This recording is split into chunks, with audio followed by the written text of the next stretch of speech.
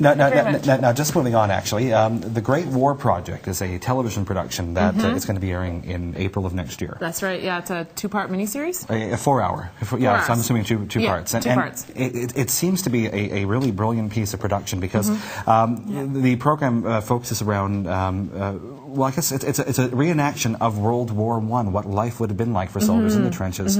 Yeah, they sent people out that weren't necessarily part of the military. You know, they've never been involved in something like this, and, they were able to experience sort of what their life would have been like back then in World War I. Living in the trenches and in the dirt, and absolutely terrifying but fascinating as well. And a local artist, David Dossett, actually went out and went to St. Bruno as part of this production, and Doreen Edmonds went out. Was able to talk to him. Yeah, she spoke to him, and it's a great. And we were able to check out the segment ahead of time, and it was a great piece. It's very heartfelt, and again, this is through the eyes of somebody who, you know, never would have given a second thought to the life of soldiers who who suffered and fought in World War I. A fascinating piece. We'll see you in a couple of minutes.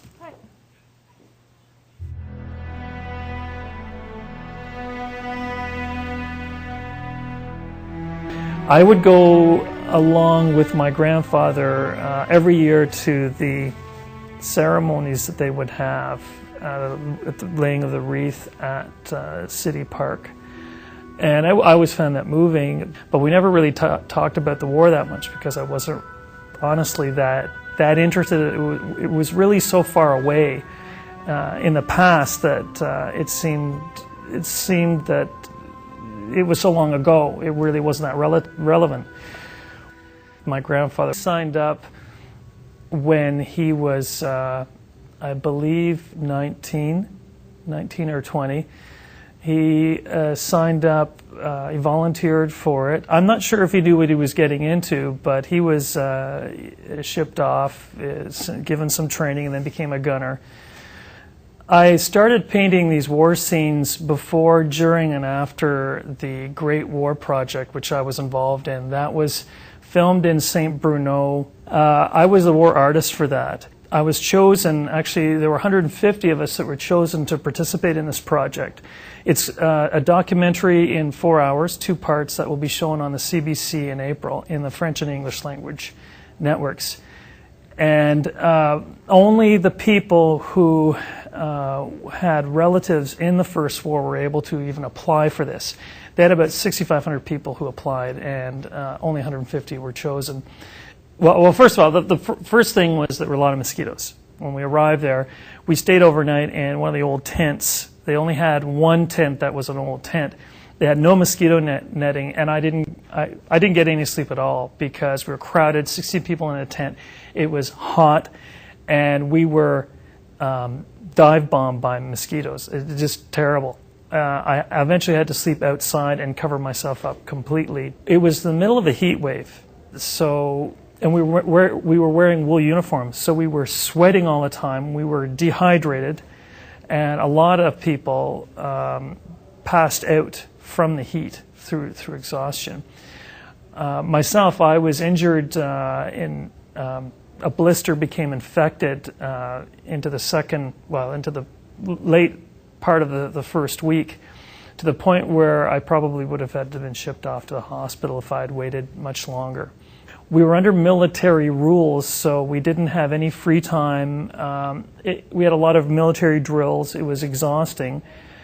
I'm a bit of a free spirit. I'm not a military person.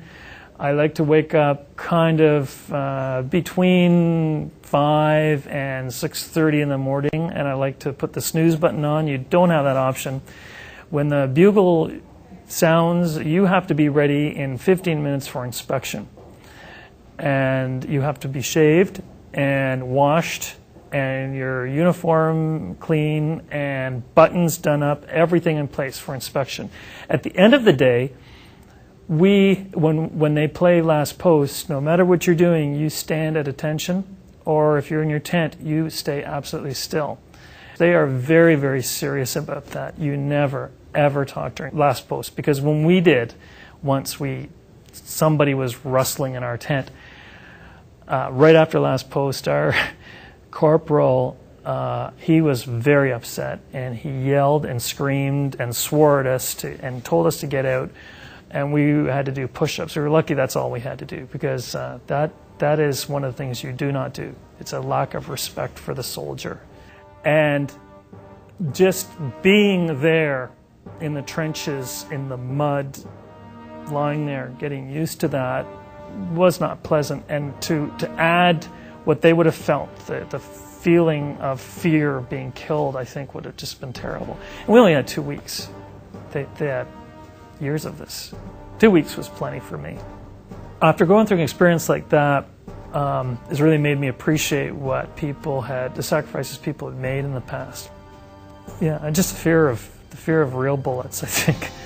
The real fear of death that we never really had to experience. We got close to the atmosphere in the trenches at night with the flares and the machine gun fire from the German pillbox, and a general feeling of confusion. But no, we never felt that we were going to die. But through something like this, we can kind of rekindle the interest in the Great War and the wars that the Canadians and others have been through in the younger generation. Because to them, when they look at movies or they see documentaries or they go to these ceremonies, you're looking at something really that has happened in the past. But this thing happened to me. And I can talk about my experience. It's not the same experience, but I can tell them just how horrible this was and how horrible it would have been for all of those soldiers in the past. Those people went through a terrible time during a time which really was should have been a more pleasant time for them. And I mean, we were all very lucky. I was very lucky to have a really good childhood and teenage years, and they didn't experience that. I'm trying to think of what I would say to my grandfather after going through this. To be honest with you, if he were alive and I told him I was going on this, he'd be very cynical, and he'd say, "Why would you ever want to do that?" He would be that kind of person. I don't know. I guess I'd want to say thank you. I also really, really regret not talking to him more about it.